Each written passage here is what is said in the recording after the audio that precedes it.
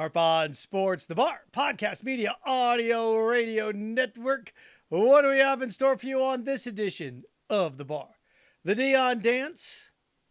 Once he started to have success at Colorado, then what? The baton started to get passed. What major college job should he take? What about the NFL? Well, apparently he has no interest in the NFL for now. But once Shedeur graduates or becomes draft eligible, I got 3 places where Deion would be a natural fit in the National Football League. We'll look at that. And where it would work for them to draft his son as well. So we'll dive into that. What else do we have in store for you? Well, a little Rocky Top temperature as Tennessee heads to Gainesville to take on Florida, a team that they haven't beaten in the swamp in 2 decades. I have varying degrees of whether or not a school is back or not. They're back. Well, it depends on who they are. Texas, they're back. Texas won one national championship in 50 years, 40 years. What's it mean for Texas to be back in the college football playoff? What's it mean for USC to be back? Win a national title in the college football playoff. Notre Dame, win a national title. So Nebraska's back when we eventually say that again in the college football playoff competing for a national title. So there's different varying degrees for Tennessee to be back. Starts this weekend in Gainesville. And one to wrap with this, a little Jags jostling as negotiations are said to have begun between the Jaguars and the city of Jacksonville. Why the city of Jacksonville? Donna Diggin should reach out to the governor. Here's where the city of Jacksonville, apropos, needs to use Governor DeSantis or ask for his assistance or use him. Use his power. How about that, if that makes any more sense? So we'll dive into that as well. Again, Harp on Sports, the Bar, podcast, media, audio, radio network. Follow, share, like, subscribe at Harp on Sports Instagram, at Harp on Sports Twitter, Harp on Sports Auditory Route, Buzzsprout, Spotify, Apple Podcasts, Harp on Sports YouTube page, Harp on Sports Facebook page under the Bar, and of course, harponsports.com. Let's start off with the Deion dance. Joel Klatt telling Colin Cowherd, Deion doesn't want to coach in the NFL. Look, I get it. I understand right now. Sure, why no? He's got both of his sons. Loves where he is. It's great. What happens when his sons are in the NFL? Does that change at all? Does that change at all? And, we mentioned, places for Deion coaching collegiately. Look at Colorado. Expectations were low. He's the king. He's the king there. Going to a different place, it's going to have to be a place where college football is king. Expectations aren't win the national championship every year. Like Deion at Alabama wouldn't make any sense. It just wouldn't. He goes 10-2 and they want to fry him. So no. Deion at Ohio State. Look, they're talking about Ryan Day has to beat Michigan to save his job. So Ryan Day go 11-1 and lose to Michigan. They're going to can him? Or he's in the hot seat? No. Deion, Ohio State? No. Oregon? Maybe. So I look at things like from Deion's perspective, with his 2 sons, he's not going anywhere for 2 years in Colorado. He's going to coach there this year, going to coach there next year. Nowhere. Got a chance actually to win the Big 12 next year too, which is amazing once they join the Big 12 after whatever they do in the Pac-12 this year. But I was looking at Deion in this NFL dance. Collegiately, if he wants to coach somewhere in 2 years, the buyout starts to shrink a little bit. I think after the 3rd year here at Colorado is when you could really get in there and manage the buyout. It's like $6 million you could get in there and really do some damage if you wanted to pry him away, depending on what school was interested in him. But with Deion Sanders here in the NFL and Joel Klatt, what he told Colin Cowherd, I agree. Right now, sure. Well, I don't have to agree. It's what Joel said. I believe him 100%. But here's the issue. When his sons are gone, is Deion going to still have the love for college football when his 2 sons are in the NFL? And if it could be somehow a package deal, I'll give you some examples. Not that you could spin this or pull this off, but here's a couple of examples of how this could work. There's 3 places I see Deion fitting in the NFL in 2 years. Not right now, 2 years. 2 years. Not the rest of this year, of course not. The year after next. Those 3 places are the Jets, With Aaron Rodgers saying he's going to come back next year, 2 more years, Deion Sanders after next year, Shedeur enters the NFL draft. Say the Jets trade up to number 1. Deion becomes the head coach of the Jets. Here comes his son. His son's an NFL quarterback. His son's a starting NFL quarterback, the talent-wise. Good. There you go. The draft picks will be gone. They won't owe the Packers anything more. So the 3 places I see Deion where he could fit, again, he's going to coach Colorado the rest of this year, of course, all of next year, 2 years. Deion with the Jets. Now, look, Robert Saleh, who knows what's going to happen here in the future. It's a great defense. Deion could come in, son, quarterback, go. I'm giving you places where he would fit. The second of which is the Lions. Now, look, they love what Dan Campbell's done there, and it's been great. But the Lions are also a fit. Why? Well, Jared Goff got 1 year left on his contract. What are the Lions going to do at quarterback here in 2 years? They're going to re-sign Jared Goff? Maybe they do. But again, I'm just giving you places where he could slide in. And the third on this, if things go south for Mike McCarthy in Dallas, how about Dallas? Deion in Dallas is actually the perfect fit. Can Jerry share that spotlight's the question. Would Jerry be willing to share that spotlight? Would Deion be willing to share that spotlight? Think about it.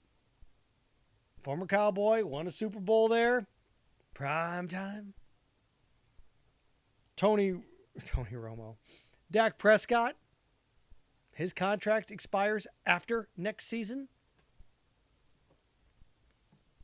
Just telling you.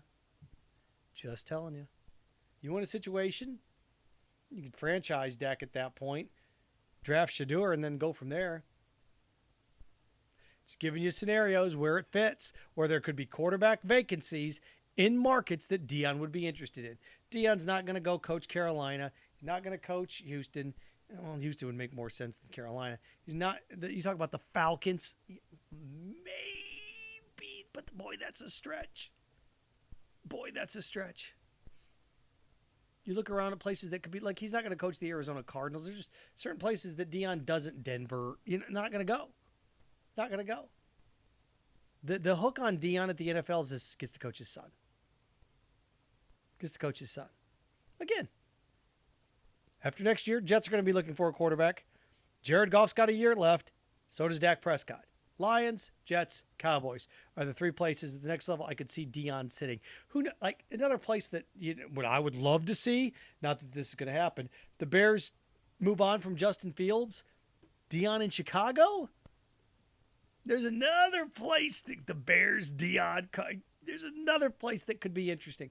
But you have to look at quarterbacks that have maybe 2 years left. Deion wanting to coach his kid at the next level, you'd probably have to move up to number 1 to secure that pick. Last thing you do is you bring Deion in and you pick 4th and somebody snabs his kid before. No, it'd have to be a package deal. You'd almost have to have the number 1 pick, assure Deion it's going to be his son, and there you go. Is his son number 1 pick worthy?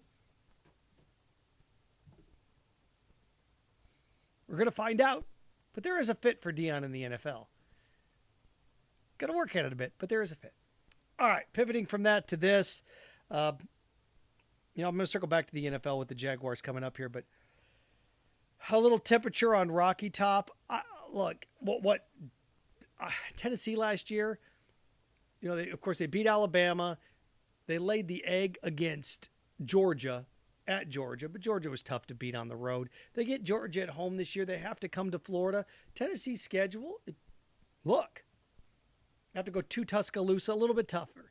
So having to go to Alabama, hosting Georgia, they split those again. They'll be right there in the thick of things at the end of the year as well, especially if they beat Georgia. But the question of whether or not Tennessee's back and Florida trying to get back on track, this is that perfect pendulum game. And look, Tennessee showed me a lot last year with Milton being able to beat Clemson. When you can beat Clemson with your backup quarterback, and with Hendon Hooker going down last year against South Carolina and how that fell apart on them, the fact that they turned around and dumped Clemson in the Orange Bowl was impressive. And, Milton just taking the baton and running with it this year. So, I look at it this way. I've got my Rocky Top Temp. if Tennessee is truly a top 10 team and back, and that, by the way, that's the bar at Tennessee, top 10 team. Top 10 team. Tennessee's back isn't winning a national championship. Tennessee's back is competing for a national championship. And Tennessee, let's face it, in the 80s and 90s, top 10 team. Philip Fulmer. What did Philip Fulmer have over the course of a decade? He averaged 9.5 wins a year, 10 wins a year for 10 years. Tennessee's back at 10-2 every year, just where they're back. So this is how I have this. Tennessee should win. If Tennessee's back, Tennessee wins by double digits in the Swamp. If Tennessee's back, it's one of those games where they're up 7-0, 7-3, 13-3, 13-6, 20-6, 20-10, 23-10, 23-13, 30-13, 30-20. That's the type of game that it is. If Tennessee's back, they should go into Gainesville and control Florida. Team they haven't beaten in 2 decades in Gainesville. Kicking a field goal to win in overtime, it's tough to win in the SEC. I get it. But if Tennessee's really back, then they should come into the Swamp and dominate's the wrong word, control Florida. Control them. Not dominate them, control them. And if you want to look, in Florida, in the SEC this year, we know Georgia's the top dog. Said Alabama was number 2. Then LSU was supposed to be 3rd and Tennessee 4th. Look, if Tennessee wants to come out and say, hey, we're the second best team in this conference, they can prove it this weekend. Come into Florida, win by double digits. Say, yeah, road win in the SEC by double digits. We were favored by 6.5. We covered with ease. There we go. That's the definition of the return of Rocky Top to me. Last year, they took the right steps. They beat Alabama, but losing to Georgia, the way they lost to Georgia, and then having what happened against South Carolina at the end of the year just kind of left that bad taste. Beating Clemson in the bowl game the way they did, oh, okay. Now's where you start that cycle again. Look, Tennessee's not a top 10 team if they lose to Florida in Gainesville. Not where Napier has the squad, not quite yet. And conversely, the same thing for Florida on the other end of the spectrum. If Florida can dump Tennessee with Milton, with what Heupel has built recruiting-wise, with this team being a top 10 team, parentheses, quotes, Billy Napier finally has his signature SEC win under his belt. SEC signature win. It's not an elite win. It's a signature win. And let's face it, Florida, 3 games that are separate from the rest. They are Tennessee, Florida State, and Georgia. LSU's there too, but you can't have 6 significant games. But the 3 games, look, Tennessee's still it. Not what it used to be by any means. But that's because Tennessee was bad for a decade. They're not bad anymore. Got to beat your rivals. What happened last year with Napier? If you want to throw LSU into the stack of that, what happened last year? Lost to Georgia, lost to Florida State, lost to LSU, lost to Tennessee. Now, okay, look. Back on track. If you want to make LSU the 4th horseman, fine. 0-4 against them last year. You go 2-2 against them this year? All right. Going to have to beat this one. Because Georgia in Jacksonville, not quite ready for that dance yet. LSU at LSU, I know they didn't look good, but that's still Baton Rouge. I think it'll be at night. And then, unless Florida falls off the table. And then Florida State at the end of the year, at least you get them here. I need to get, and look, to get back on track, you need to start winning games like this. So, in the right direction, if Florida is on the track, then they'll win this weekend. If Rocky Top has returned and you want me to give the temperature of room temperature, you're back. Tennessee's barometric pressure, or it's top 10 team.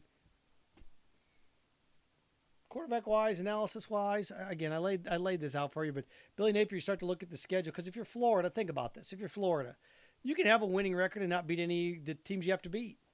What I consider the core 4. As I mentioned, 4 horsemen. Look, they could lose this weekend to Tennessee, beat Charlotte. Now you're 2-2. Okay, you're 2-2. Kentucky at Kentucky, who knows? You could win that 3-2. Vanderbilt at home 4-2. This team could be sitting at 4-2, and then what? then you start to look around and go, okay, we got Missouri, we got Arkansas coming up. This team could go 7-5 and lose to the core four and Utah.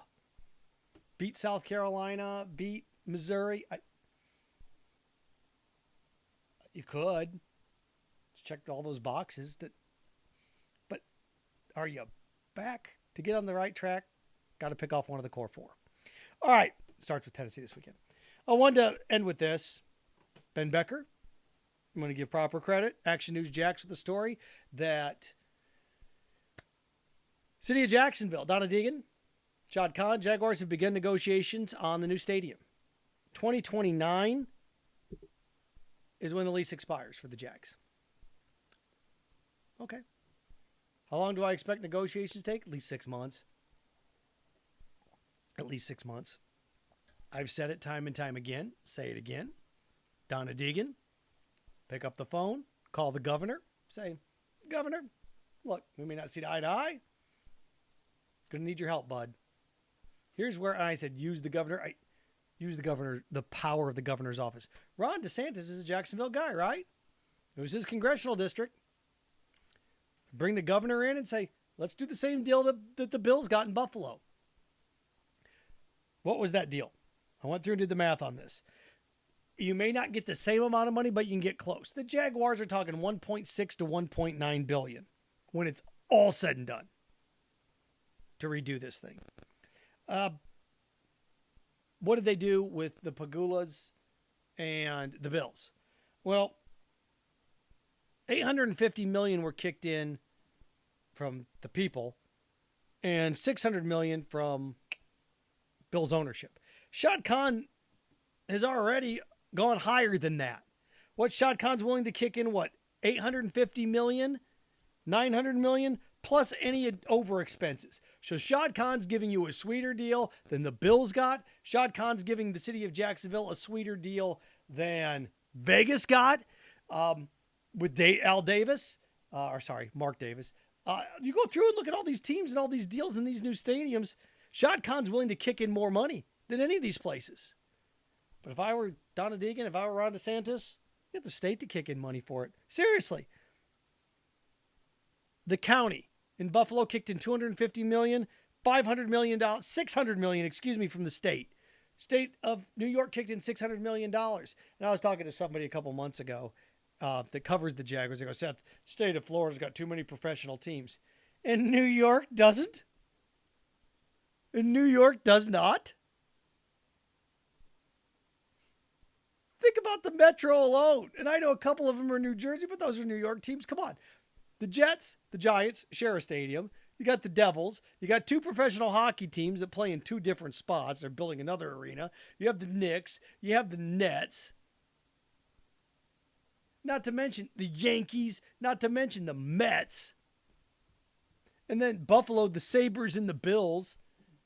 We got 10 professional sports teams alone in New York City. What's Florida got? 4 in Miami, 3 in Tampa.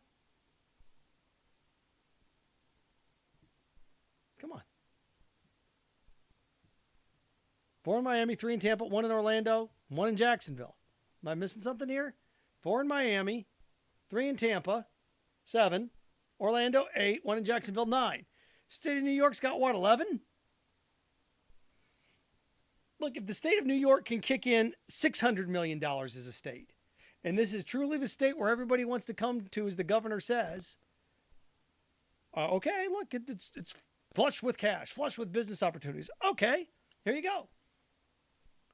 If I were Donna Deegan, I go, I want the same deal that New York got. Do you want to keep a third professional team in Florida kicking? Well, if you give money to the the Jags, you got to give money to other people. No, you don't. Let them worry about that. Let them worry about it. Well, Tampa's going to want new money for a race stadium. Okay, well, they can get in line. We did it first. So what? Tampa already has 3 professional sports teams. Jacksonville has 1. We need to keep the one we have. That's my approach if I'm Donna Deegan. Hey, Governor DeSantis, help us with this. We want the same type of deal. We want the same sweet deal New York got. We won't even ask for $600. We want $500 million. So if you can get $500 million from the state, $250 million from the county, $750 million. There you got your deal. There you got your deal. It's palpable. So if I were approaching this from the city of Jacksonville's perspective, I'd do what Buffalo did. And I'd ask Governor DeSantis to help me. They're a man of Florida. Hope this team stay in Florida. What? Jacksonville's no more of a smaller market than Buffalo.